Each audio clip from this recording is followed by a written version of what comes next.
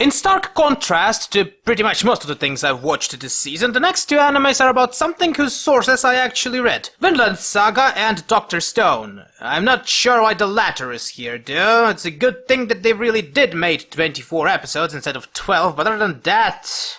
Now, Vinland Saga, on the other hand, is something I did look forward to, because it's one of the rare grim dark historical manga Japanese made that's not about them and actually shows at least a basic level of knowledge about the subject. The fact that it was made by MAPPA is also reassuring, as even if the anime would be a total shit show, at the very least graphics would be nice. So, Vinland Saga is a 24-episode action anime about the Danish conquering of England, which basically means Vikings, politics, and a lot of gore. The plot follows a young boy named Forvenur, son of Thor, who lives in a small Icelandic village until Vikings come and conscript his father into war, and after a bit of skullduggery he gets stranded on a Viking ship and learns how to kill people. One comment I read, forgot where unfortunately, when describing Forvenur said something along the lines of Arwen from Attack on Titan stopped being a bitch and grew some balls, and honestly speaking that's not the only comparison I can make to Attack on Titan, generic looks of our main heroes notwithstanding. I'll be honest with you, Vinland Saga didn't hold my interest for very long, to the point where I had to emotionally abuse myself just to sit through the last few episodes, because for the most part all of my thoughts and opinions on the show could be summarized in one sentence. This anime certainly appeals to someone, only I'm not sure these someones are my core audience. My beef with the anime started literally from the first episode. Let me tell you how the manga starts. It starts on episode 7, and the longest time the manga is about a mercenary Viking group full of colorful characters you slowly but surely grow to like. The anime starts by explaining the complicated and also interesting backstory of our little Forvenur, that's not only establishing him to be the main hero of the story, but also doing so in the most predictable way possible. Let's just say there is a reason why a lot of people seem to associate this anime with Attack on Titan. And the saddest part is, I can kinda see what they wanted to do. It's the same reason anime adaptation of Berserk starts not from the start, but from the Golden Saga, but here's a little problem with that plan. Golden Saga stands out because the character of Guts not only evolves from that time to his current self, but also has a lot of characters to bounce off of. Here's a bit of a express literary course for you. In the end of the day, every single character you make has a core trait. Tragic, optimist, avenger, schemer, sex pest, etc. And when making a story with multiple characters, it is very important that these traits and thus characters interacted with each other in a meaningful and balanced way, because without balance, one character will always eat other characters' screen time, and without meaning, the characters might seem aloof and pointless, boring the viewer. Avenger-type characters like Forvenur are very hard to turn into a likable protagonist without his personality bouncing off other characters, because without other characters, they usually look like a malicious little bitch whose every word is a big temper tantrum. There's a reason manga starts with Oscatel and his raid on France and only then turns into Forvenur's backstory. If the latter gets to go first, all the viewer will see is the adventures of Bitch the Angry, who will pale in comparison to the cunning and merry Oscatel, not to mention that for the most part this main hero of ours is basically a side character to him anyway. The graphics are fine,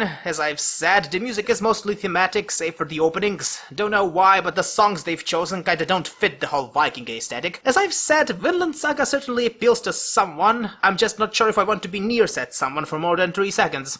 Moving on. Call MD. I have nothing to say about it that I haven't already said about the manga. Yeah, I'm not sure what was I supposed to do with this one. I might as well just try farting in the microphone for all that's worth. But let's try anyway. So humanity turned it to stone, and then 59 billion or something like that years later, Science the Science Man has awoken and proceeds to science all over the place, while the Muscle Man hates science and wants to kill Science Man, and yes, in 1994 this could indeed rival Sailor Moon in its story complexity. Jokes aside though, as an anime I did like it. The developers did their best to both faithfully adapt the story as well as making it actually entertaining and endearing to watch. The women, especially blonde ones, still look a bit samey, and their eyes remind me of that popular image anime haters like to show when they want to strawman the Japanese can draw for shit. They're distinct enough to not confuse them, and the plot is engaging enough to not get bored. But it was inevitable really. I wasn't comparing it to Fairy Tail just as a joke, you know. This sort of comics is prime adaptation material, being both visually and creatively stimulating to both read and watch moving pictures about it. So yeah, I do recommend you to at least try 2 episodes of Gynecologist Stalactite. If you liked it, then you'll probably enjoy watching it. If the comedy of the show makes you want to barf though, the toilet is right down the corridor, red door to the left.